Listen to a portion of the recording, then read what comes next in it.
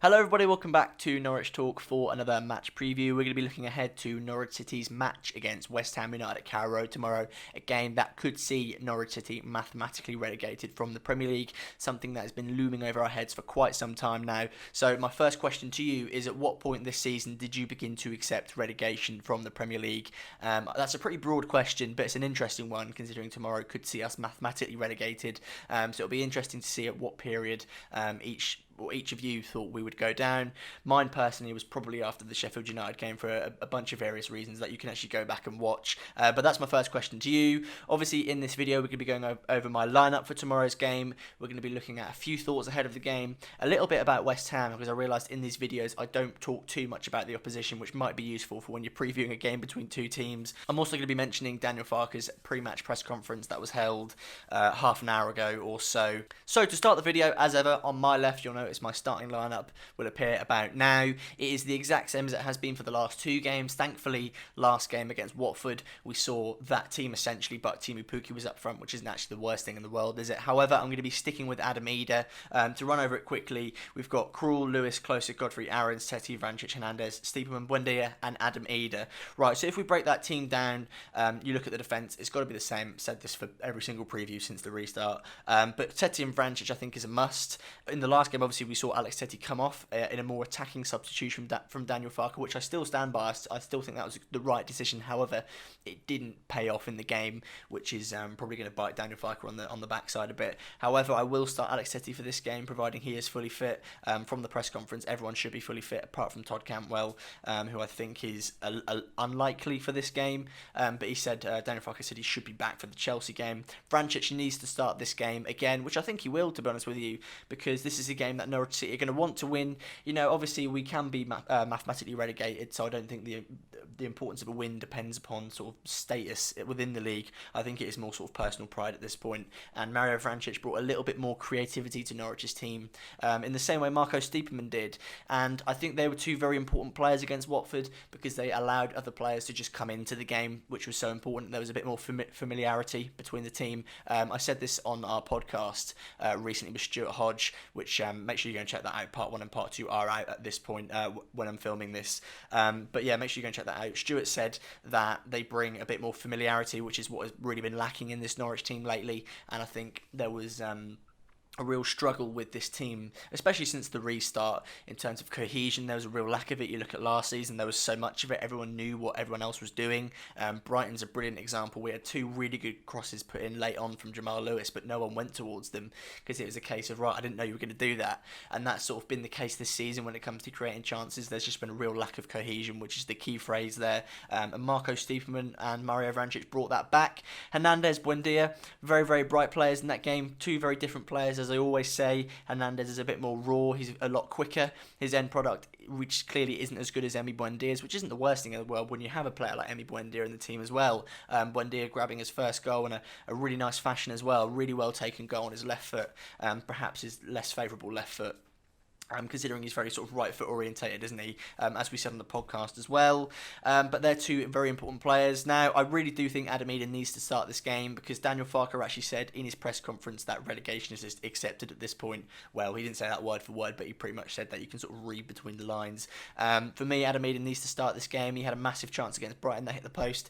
He had a big chance against Watford that he just about missed from a beautifully glanced on header by Josip Dermic, and I think it's just a matter of time before he gets a goal. Now, I think if he's given a full 90 minutes or if he's given 80 minutes, whatever, then I think he's more than likely to grab that goal, because Teemu Pukki really needs resting. He really wasn't particularly brilliant against Watford. Now, you can't really blame him in the sense that he relies off other players' success. He plays well when the team's playing well. He's not the sort of player who's going to take a game by the scruff of the neck. You sort of appreciate him throughout the duration of a game, and Norwich just can't do that at the moment. I think the games between now and the end of the season are going to rely upon moments in terms of getting goals, rather than the full performance. So a player like Adam Eder, I think, is more likely to take them chances just because perhaps his confidence will be a little bit higher. And given the two games that he's most recently featured in, I think he'll be feeling, right, I am being given a chance. It's now time to take one. And also I said that once relegation was all but confirmed, which it is now, I think we'd be more likely to see players like Josh Martin and Adam Eder, maybe a few fringe players feature a bit more. You can argue that's what Stiepermann was against Watford. But yeah, that's my lineup. I won't say too much more about that, because I want to talk about Daniel Farkas' press conference, which I I quite enjoyed, to be honest with you. He was asked sort of, have you given up at this point? Are you disappointed? And I think there was another question, which was, are you sort of excited to try and replicate what you did in the Championship last season next season? And his answer was no, he was disappointed because they wanted to sort of replicate that miracle this season, which is nice because there has been that sort of question of a lack of ambition from the board, from Daniel Farkas this season, in terms of this free hit mentality. It's nice to see that he's disappointed. It's nice to see that he just isn't going to accept relegation, which I know sounds obvious to say, but there is sort of been a defeatist mentality at Norwich in the past, whereas now I don't really think there is, to be honest with you. It's nice to see Daniel Farkas say also that his players won't be any less motivated. I didn't think they would, to be honest with you. I sort of had a bit of an epiphany since the restart, which is that I don't think the players ever really lacked any hunger in the games. I just think it was a case of we just weren't good enough, and we aren't good enough. Maybe I've said it on this channel, and we've definitely seen it on Twitter and Facebook. People saying that the Norwich City players just aren't trying. I think they've always tried. It's just been a case of they just aren't good enough, which is a difficult thing to accept as an individual, especially as a fan when you're watching them, and there's these players who we idolised last season just not being good enough for the Premier League, which is where they deserved to be. But yeah, that's my sort of thought on that. Another thing as well is that I think we are more likely to see fringe players. I won't name any because I don't really know who a fringe player is these days, especially with sort of injuries, etc. But I think we're more likely to see a bit more rotation in the squad between now and the end of the season. But moving on to West Ham as a club now, quickly before we get into West Ham, I'll say that I was on Hammer's Poll YouTube channel giving a preview. I want to go and check that out. I'm also going to be on, I think it's Irons United tonight on their live stream, which will be out after this, so it's at 8 p.m, so make sure you go and watch that. I shall be appearing on that to have a chat with them about Norwich City and West Ham in general. But looking at West Ham, they're a pretty decent team on paper. I always forget this. I said that in the video on Hammer's Poll on that YouTube channel, but West Ham have had an interesting time lately, haven't they? Because they beat Chelsea, they then drew to an informed Newcastle, which I think is as equally as an impressive a result as Chelsea, and then they lost at home to Burnley most recently. Now, I said in that video, if they go and beat Burnley, their confidence will be at an all-time high, because, 4 points and then another 3 points from 3 pretty tough games was going to be really impressive. However, they didn't, and then they lost at home. So I think maybe I'm a little bit more optimistic about this game than what I was, say, if West Ham had beaten Burnley. But they haven't, so I'm feeling a little bit more optimistic.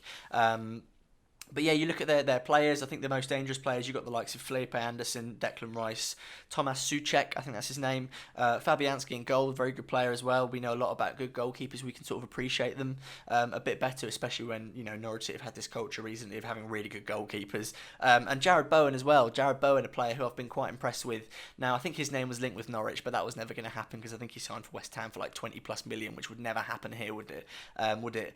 But you look at him since coming into the Premier League, I think he's made 9 appearances, 1 goal, 3 assists. Isn't actually too bad for a player who needs to adapt to the league. I think he's done that pretty quickly. And in terms of sort of individual ability, he's shown real signs of promise. I remember watching him against Chelsea. He's not scared to take players on, which could play in their favour in regards to playing against our fullbacks, because our fullbacks don't like being run at, which is not brilliant when you are a fullback. Also, if you look at this season in the Championship, in 29 appearances, he had 16 goals and 6 assists. Now, Norwich City fans, better than any other fans, can sort of appreciate a good player in the Championship making the step up, and I think that's what Jared Bowen's done. I would absolutely love to have seen him play for Norwich. However, that sort of transfer Norwich City just can't facilitate, can they? An interesting thing as well is that Felipe Anderson didn't start the last game, and I don't think he's actually really been starting for West Ham, which is weird considering he's their £40 million player. I don't know if he's their record striker or if Sebastian Haller is, but Haller is another interesting mention in the fact that he's their top goal scorer, and I think he cost 40 plus million, and he's only scored 7 goals, which is interesting compared to a player like Teemu Pukki, who I've said sort of quite poignantly that he's been off form recently and for quite a long time, but he's still got 11 goals, which I think says a lot about looking for value in players, and that's something that we also mentioned on the podcast, and how Norwich City are really good at finding value for money or no money in Teemu Pukki's case. But they're sort of my thoughts and what I know about West Ham. Not my thoughts, that's what I know about West Ham. I definitely see this as a game that Norwich can win. I think we'll look to carry a bit of confidence from Watford into the West Ham game, which is weird considering we lost, but by our standards now, we look for any sort of marginal gains on teams that we can gain from a previous performance. I think Norwich challenged Watford over the 90, whereas in the past, Brighton included, which was just the game before, we hadn't really challenged many teams. I think West Ham's confidence may be a little shaken, maybe a little bit, maybe a bit of a waver in terms of the fact that perhaps they'll be kicking themselves a bit, which could play in Norwich's favour in terms of we could take advantage of that, or they could go full Man City and just smash us out of the park in terms of releasing that anger and frustration at the result. But that's my thoughts ahead of the game. There's not too many different thoughts to have in these games now, because they all sort of blend into one from a Norwich City perspective. But I definitely am feeling a bit more optimistic about this one. I think it's a bit of a relief for the players and Daniel Farkas maybe that relegation could be confirmed, because then that just removes all the pressure for the rest of the season, and it'll then be a chance to maybe gain a bit of momentum going into next season. However, I'm not too sure how many players that will be in next season's squad as to who are now, because I think there'll be a massive sort of a shift in personnel at Norwich City, which I'm quite looking forward to. This summer transfer window is going to be mental for Norwich. It's Stuart Webber's biggest, and I think he'll be feeling well, I don't know if he'll feel the pressure, but he'll know the pressure is there from the fans, but he's so good at sort of ignoring that and getting on with his job. I think we'll see Norwich spend a lot more money than what we have in the past two transfer windows, or past two summer windows, I should say instead. The last thing I'll say is make sure you go and check out the podcast with Hodgie. Really enjoyed filming that. It answers a really interesting question, which is, should Daniel Farkas be sacked? The short answer is no, but we go over 2 hours that he shouldn't be sacked, because I think that's the quite obvious answer. Also, make sure you check me out on Irons United tonight, and also just go head to Hammers Poll YouTube channel to watch my preview on that game. But that's just about everything. I'm going to go with a Norwich City win, stick my neck on the line, although it's not really sticking my neck on the line this week, is it? But yeah, that is literally just about everything. Make sure you let me know your thoughts in the comments down below if we're feeling a bit more positive now relegation is basically confirmed. If we think we'll win tomorrow, what you think will happen in the game, just anything regarding Norwich City, let me know your thoughts. And until next time, we'll see you again very, very soon.